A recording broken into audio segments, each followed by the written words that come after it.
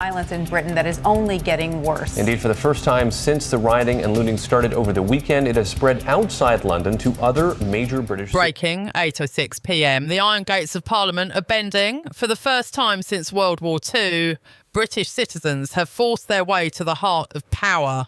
And the reason why will make your blood boil. 12 violent criminals released from detention, no oversight, no parliamentary review, no warning to police. Within 72 hours, 6 knife attacks, 3 sexual assaults, 2 bombs found minutes before they detonated at commuter stations packed with families heading home. Every single attacker was one of the 12. Someone inside the Home Office opened the door and let them walk free. Not by accident, not by mistake, by choice.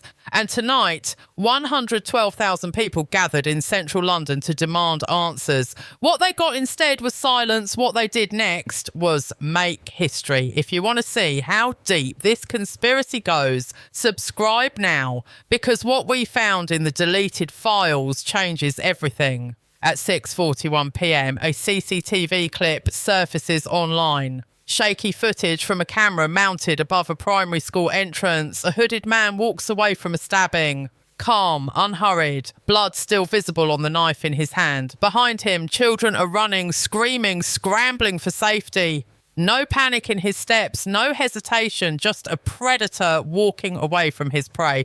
The clip hits 11 million views in 13 minutes, not because of the violence. London has seen violence, not because of the location. London has seen tragedy near schools before.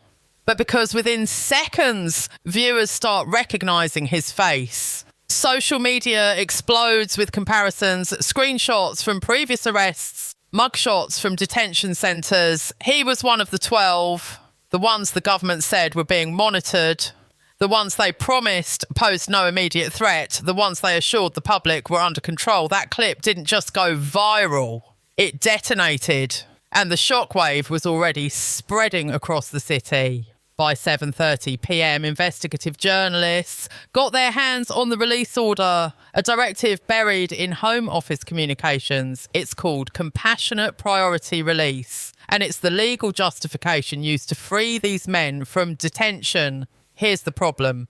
That directive doesn't exist.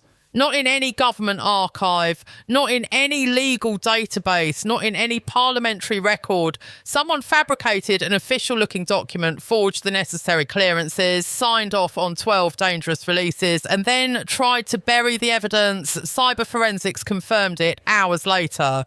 All 12 detention records were deleted from the system exactly 14 minutes after their release. Not hours, not days. 14 minutes. The kind of speed that shows planning, not panic.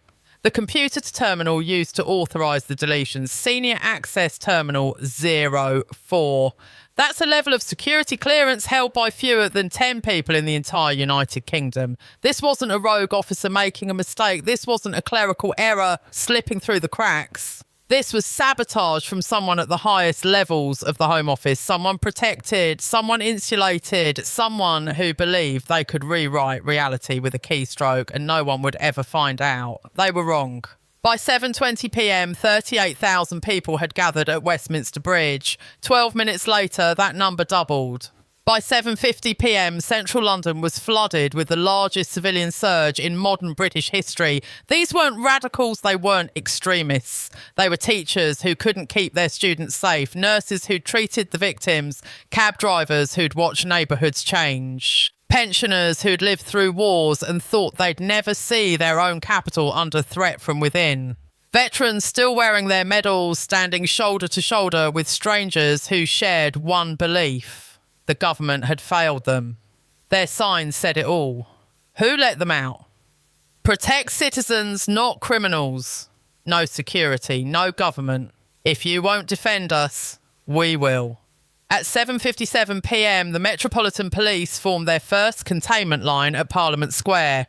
Riot shields locked, batons ready, orders clear. Hold the line at all costs. It held for exactly 40 seconds. Body cam footage later released shows the moment it collapsed. Officers pushed backward by sheer force of numbers. Shields folding inward under the pressure. Radios screaming, "Control, we're losing the line. Repeat, we are losing the line." But Control didn't respond. Not because they were ignoring the calls, because control was overwhelmed too. Every precinct in central London was reporting the same thing. Too many people, not enough officers, no reinforcements available. Britain's security infrastructure didn't break under the pressure. It froze. And once it froze, the crowd moved forward with terrifying unity. By 8:04 p.m, Parliament Square looked like a war zone. Flares burning red across the night sky, smoke curling around the statues of Churchill and Lincoln, thousands of voices chanting in perfect rhythm, "Send them back, Britain first! No more lies." A group of veterans stood at the front lines. Their medals caught the light from the burning flares. One of them, a man in his 70s, climbed onto a barrier and shouted loud enough for the entire square to hear, "We defended this country before and will defend it again." The roar that followed shook the ground. At 8:06 p.m, drones captured the defining image of the night. A wave of human bodies pressed against the iron gates of Parliament. The gates that had stood untouched for generations, metal screaming under the pressure, hinges rattling, officers on the other side bracing for impact, knowing there was nowhere left to retreat. A woman in a nurse's uniform climbed the barrier, her voice cutting through the chaos. "If the Home Office won't defend our children, we will." The gates bent. Britain had crossed a line it can never uncross. Inside Whitehall, panic spread faster than it did on the streets. Phones rang without pause. Ministers snapped at their staff. Civil servants whispered behind locked doors, trading rumours and trying to piece together what had actually happened. Because even inside the government, no one seemed to know the full truth. At 9:10 p.m, every senior official in the Home Office received the same internal memo. 3 sentences, no room for interpretation. Do not acknowledge the releases. Do not comment on the directive. Do not admit error. Minutes later, Downing Street released a public statement, 27 words. Carefully crafted to say absolutely nothing. The government is monitoring the situation and remains committed to public order and safety. No mention of the 12 men, no mention of the fake directive, no mention of the internal breach, no mention of the deleted files. Just empty words designed to buy time while they figured out how to contain the damage. That silence wasn't caution, it was confirmation. The public didn't need an official admission anymore. The cover-up was already visible in every missing file, every dodged question, every redacted document, every minister who suddenly became unavailable for comment. When trust collapses, it doesn't happen slowly. It happens all at once, and tonight it shattered like glass hitting pavement. While government officials crafted talking points and debated messaging strategies, London was tearing apart at the seams. Hospitals reported a sharp spike in trauma cases directly linked to the attacks. Emergency rooms that were already understaffed now faced an influx they couldn't handle. 2 teenagers remain in critical care from stab wounds. An elderly man is fighting for his life after an assault outside his home. 3 women are trying to rebuild their lives after sexual assaults that should never have happened. Schools across the city cancelled after-school programmes. Parents formed volunteer patrols at playgrounds because they no longer trusted police to keep their children safe. Women stopped taking night buses after officers admitted they didn't have enough staff to guarantee security on public transport. Shops started closing earlier. Streets that used to buzz with life until midnight were empty by 9. Every siren made people stop and look. Every stranger walking too close sparked fear. The rhythm of the entire city changed, and the worst part, 2 commuter stations in Stratford and Hammersmith were minutes away from catastrophe. Crude bombs, but fully functional, found only because a maintenance worker noticed something that didn't belong. If those devices had detonated during rush hour, we'd be counting bodies instead of injuries. This isn't theoretical. This isn't what could have happened. This is what almost happened because someone in a position of power decided that releasing violent criminals was acceptable. Reporters asked the Home Office the simplest possible question: who approved the release? They refused to answer. Not because they don't know, they absolutely know. But admitting one name would expose the entire chain of command. One signature would lead to the person who authorised it. One admission would force them to explain how a fake directive made it through multiple levels of clearance without anyone noticing. And that would reveal the truth no minister wants to say out loud. This wasn't an accident. It was a decision, a deliberate choice made by someone who had access, authority, and full awareness of the consequences. A choice that turned London into a hunting ground. A choice that cost innocent people their safety, their health, and nearly their lives. When a government hides failures that endanger its own citizens, the failure stops being about policy or procedure. It becomes about morality. And tonight, that moral failure was laid bare for the entire world to see. Tonight wasn't just about immigration policy. It wasn't just about a forged document. It wasn't even just about a cover-up inside the Home Office. Tonight was about something deeper, something more fundamental to how a country functions: trust.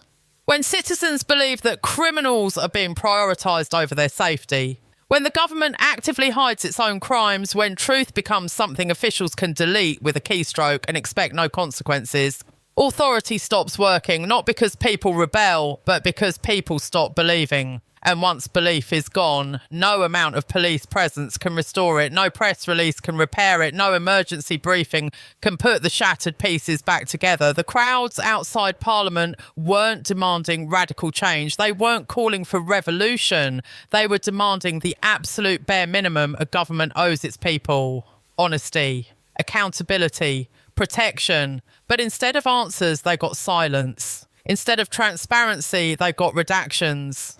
Instead of leadership willing to face the consequences, they got evasion and carefully worded statements designed to admit nothing. That's why the anger felt different tonight. Why the chants carried a weight that shook the foundations of power. Why the gates bent under pressure they were never designed to withstand. Because this wasn't a reaction to one scandal. This was the explosion of years of broken promises, covered up failures and institutional betrayal finally erupting into the open. Tonight, Britain didn't fall apart. It woke up. What we witnessed wasn't chaos. It was clarity. A country that refuses to be lied to anymore, louder than any politician's speech, clearer than any official statement, and far more honest than the government has dared to be. A system that hides the truth today will hide far worse tomorrow.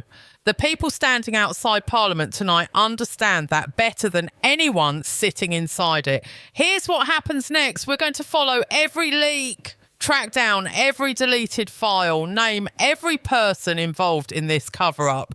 If officials think silence will make this story disappear, they're wrong.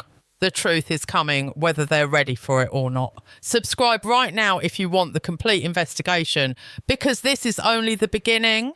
The question now is for you to answer. Was this catastrophic failure caused by incompetence and broken systems, or was someone inside the Home Office deliberately covering their tracks? Drop your answer in the comments below. Your voice matters, and tonight proved it's being heard.